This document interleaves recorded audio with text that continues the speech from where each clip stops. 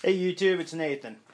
So, as you know, if you've watched any of my Traxxas upgrade videos, it's been a few months and I have been waiting for axles. These axles have not came in yet. Okay, so this is what the axle looks like. The drive axle, and it's pretty cool. You know, it's got like a hex style, you know, slip in, slip out joint. Well, okay, so this whole project was putting the two-wheel drive 3/4 inch inch extended A-arms onto the four-wheel drive. So it's two-wheel drive all the way around, and basically taking two rear-wheel drive sets and adding it to this. Vitamin water is getting a little shot in there.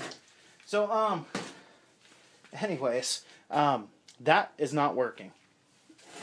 I have been sitting here doing my front end, and I had swapped out the axles, trying to put in, you know, these new ones. They're not any longer than the stock ones that are in it. In fact, they don't compress as far as the stock ones. So they're actually too long for the project. I don't know what the deal is or why they're like that, but it just ain't gonna fit those axles. But which is cool, is it means that the stock axles will fit all the way around, and if I want heavier duty ones, I can buy stock replacement ones. Which I'm really happy to learn that that's how I'm going to be able to do it, because these other axles, I've been waiting 2 months for these. 2 months. They're only $30 for a set of two, so I was down with it. You know, $60. I get 4 of them. 2 months I've been waiting. Still stock pending. Sad thing is I've already paid for 2 sets. You know, it's set up so when they come in at NGD, they automatically send them to me and take the money out because I've already paid for them. But I actually have no use for these until we do our two-wheel drive project, because I'll use them on that, my two-wheel drive / project, which what they're originally intended for, and not on this. So how did I get these, you're asking? I had to spend $110 and buy the whole freaking kit just to get those 2 axles when I needed 4 of them, because I wanted to get this going. It also came with these, which are really cool. And I was going to put them on this, but since this is still fairly brand new ones on it, I'm going to save these for the two-wheel drive project anyways. So in the long run, I got some of my two-wheel drive project stuff out of the way, I guess. And I learned that now I can just buy beefier stock ones, well, stock versions, but beefier, and I'll be able to replace them if they break.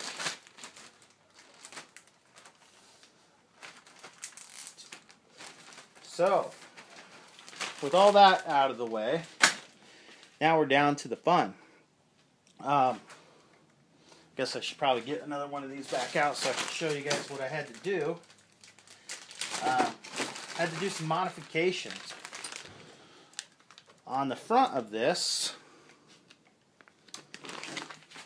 you'll see this gap right here that I'm sticking my finger in. She likes that. Anyways, that's that piece right there. I had to cut that out in order for this piece to fit in there and swivel the full distance without it cocking my wheels at an angle. I had to cut that out. And then right here in the front, I had to shave off the front side. I had to go up about ½ an inch, and I had to shave a few millimeters off there because it's too wide for this. It wasn't built for this. It's built for the rear of the two-wheel drive. So, you know, little modification, that's all right. I still have a little bit more cutting to do on this to get this side to fit good. But I do have this side on. This side's all good. So, I guess that's what we'll do now. And I am wearing safety glasses. And I recommend that anybody that's grinding or cutting on anything should wear safety glasses, especially aluminum. You probably know if you've been to the ER. Metal ones, they rust in your eyes, but they can use a magnet sometimes to get them out. Aluminum is not magnetized. You cannot use a magnet. The only way you're getting the aluminum ones out is possibly if they can grab it. More or less, they'll have to drill it out of your eye. And I've had that done, and it sucks. So, wear your safety glasses.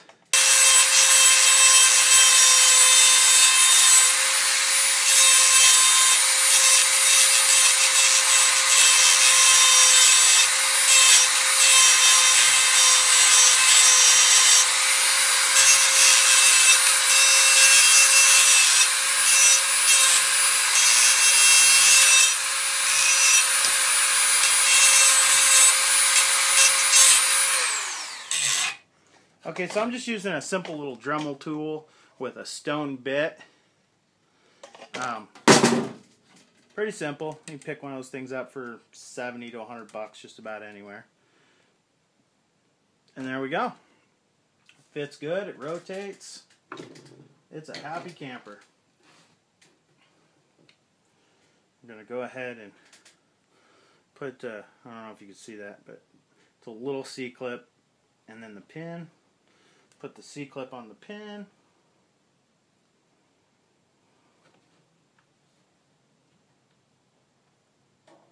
Aha. And we're going to stick her in the hole there. Maybe. I'm going in blind. I know you guys can't see it, but I got to rotate it. I got to see more than you guys do. Okay, so that's in, and we put a clip on the, other end there, and then that's all in place.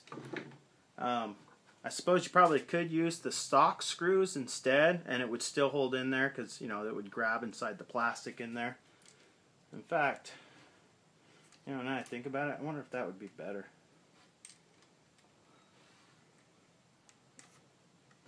You know, I almost think the stock screw would be better than C-clips. I personally tend to have issues with C-clips. Oh, this hole's kind of tight.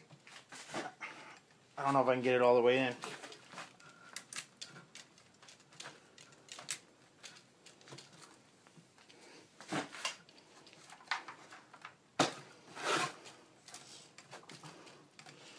I know some of you at home are just cracking up right now. Filthy minds. You're all filthy. Oh yeah. I think I like that better than the old pin and rod. Maybe we'll go ahead and switch the other one out too.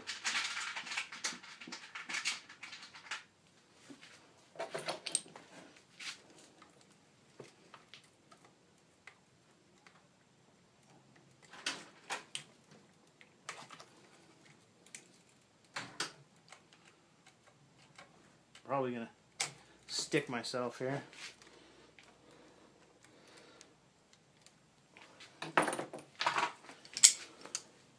So, just in case any of you have seen the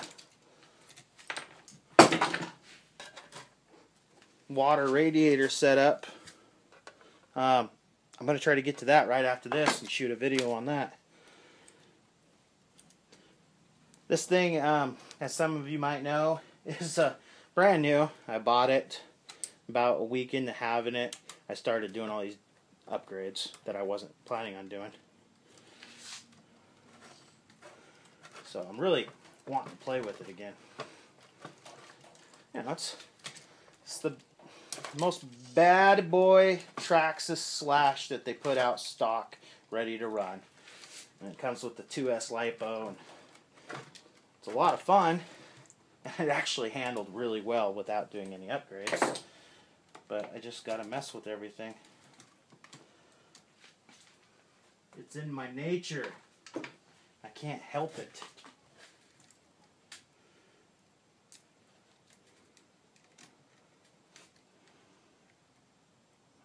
But I don't want all these projects just laying around.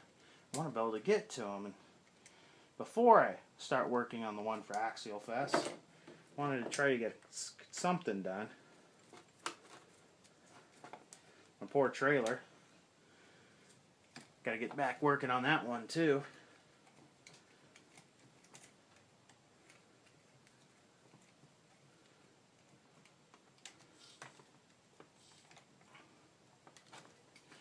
Alright, so there we go. Now I'm going to be able to play with it again.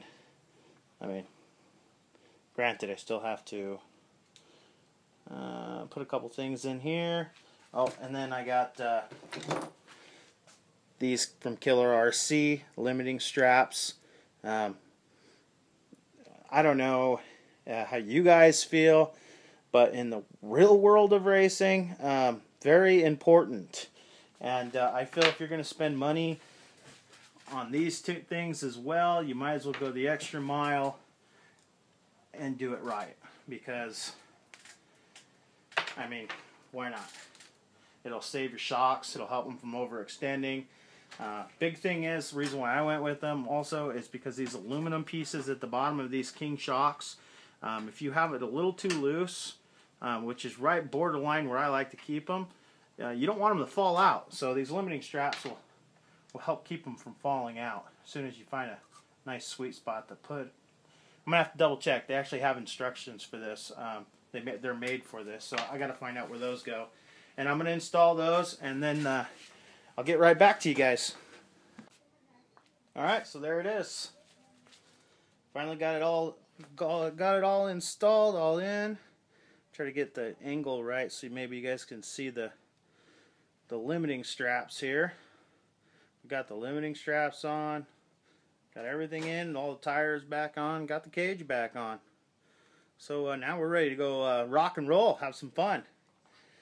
Unfortunately, you guys aren't going to be able to see that part right now. You'll have to wait for another video. But me, I haven't played with this thing in like what, maybe even more than 2 months. And well, I miss it. Talk to you later.